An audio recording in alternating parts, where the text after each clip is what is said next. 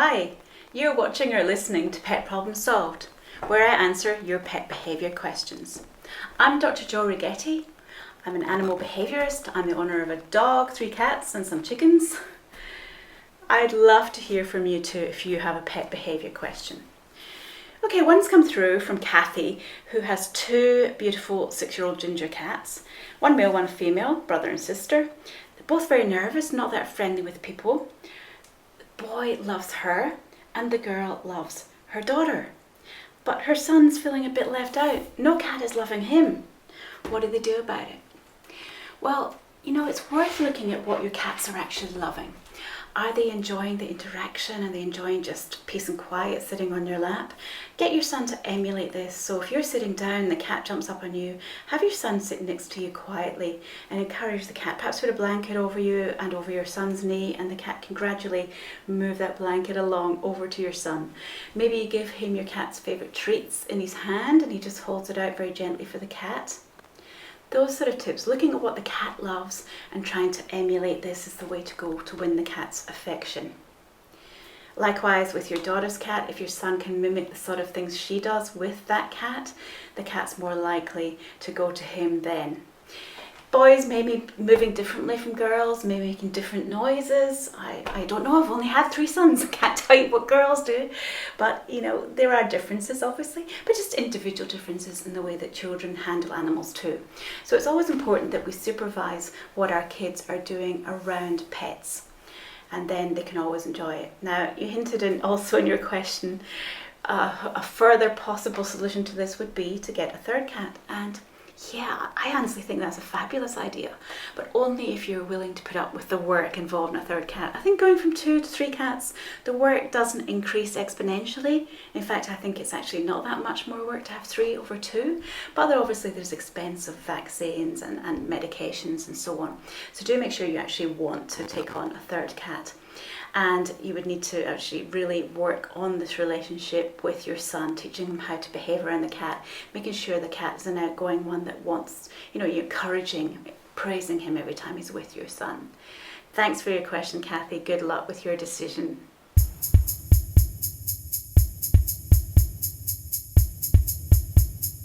Okay, the question came through from Marge about her cat who's obsessively grooming. Every time she sits down, this cat is grooming. Every time Marge sits down, the cat comes on her lap, she starts grooming. Okay, Marge, some cats just groom more than others.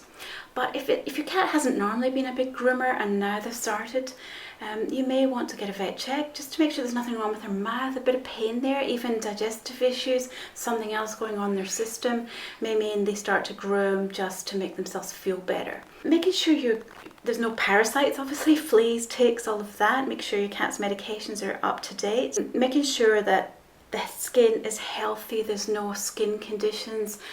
I would say definitely get a vet check to rule out any of these medical, physiological possibilities. Skin conditions, skin allergies are common in our pets, and it can be tricky to monitor what they are. Now, behaviourally, grooming can set up because the cat is a bit stressed, or they've done it in the past and it's helped them calm down, and so they've learned, just do this and I feel better with the world. And so in that case, you'd have to look at what is it that's stressing your cat. Are you sitting watching television and your cat is thinking, I don't like this noise? Or is it when guests come over and they really start to groom a lot then? Looking for potential sources of stress. Even if you can't find the sources of the stress, it might be worth talking to your vet about some anti-anxiety medication, or using a diffuser in your room, such as the Feel Away plug-in diffuser. That can calm many cats down. Play some cat calming music. All of these things should help go some way towards reducing the amount of over-grooming your cat is doing. But most important, don't give it attention. If your cat's grooming, stop patting, stop talking. When your cat stops grooming, give them attention then. I'm going to be talking more about grooming and over-grooming in the podcast, so please tune into that if this is an important issue for you and your cat.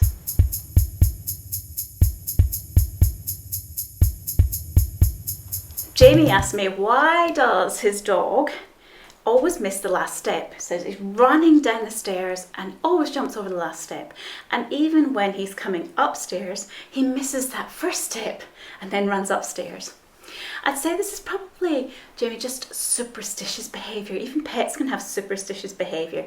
Yeah, they may not care about whether or not they walk under a ladder, but probably something in the past, maybe a noise happened, maybe they slipped on that last step, maybe there was a pile of washing lying there. That's what happens in my steps, I think. Lots of things waiting to go up or waiting to come downstairs, and your dog's had to miss it. And now that's just become the habit. So potentially what you could do here is set up a little intermediate step between the bottom one and the first one, and see if your dog will use that, and encourage them to then go on to each stair. But if not, if your dog's not getting hurt, if there's really no stress over it, I really wouldn't be worried too much about it. Abigail, who's 12 years old, wrote to me saying, "Can cats see in the dark?" I live in the very north of Scotland where it's dark a lot of the year, and my cat doesn't mind about going outside. Should I keep it inside? Should I let it go out? Can they see in the dark? And cats can see in the dark, probably not perfect night vision, but what they see best in is that dim light, so dawn and dusk. Overnight, their eyes are able to expand the pupils to let in any available light. Of course, on a moonlight night, there can be, even in the north of Scotland, they have moonlight nights and lots of stars. There can be a lot of light there, and so this is absorbed into those pupils, and the cats can see. They have a layer in their eyes too, called the tapetum, and this helps reflect light. So it's actually just enhancing everything they see. And that tapetum, that reflection of light, we've actually used that on most of our roads around the world.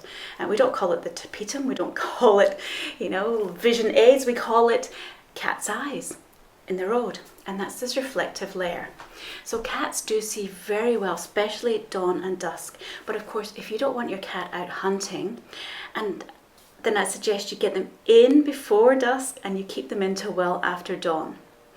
And also, those drivers, when they're driving about, they don't see a cat running about the roads at night. So it's always safer to keep your cat at home. Play games at home. Dim the lights and play games there. Get a laser pointer and shine it around the room and let them chase that. Just don't shine it into their eyes. Those eyes are very sensitive. So enjoy your cat's eyes. And if you really want your cat to communicate with you, give a long, slow blink to your cat a couple of times. You can even do it through glasses.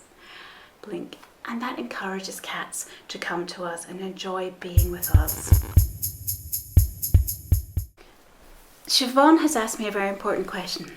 She's worried about her dog. Her dog bit another dog, and now she's worried that she can't trust her dog with her children. Okay, there's so many different factors going into this that I would say it's worth getting some professional help. Get a behaviourist in. Ask your vet to refer you to a behaviourist for this.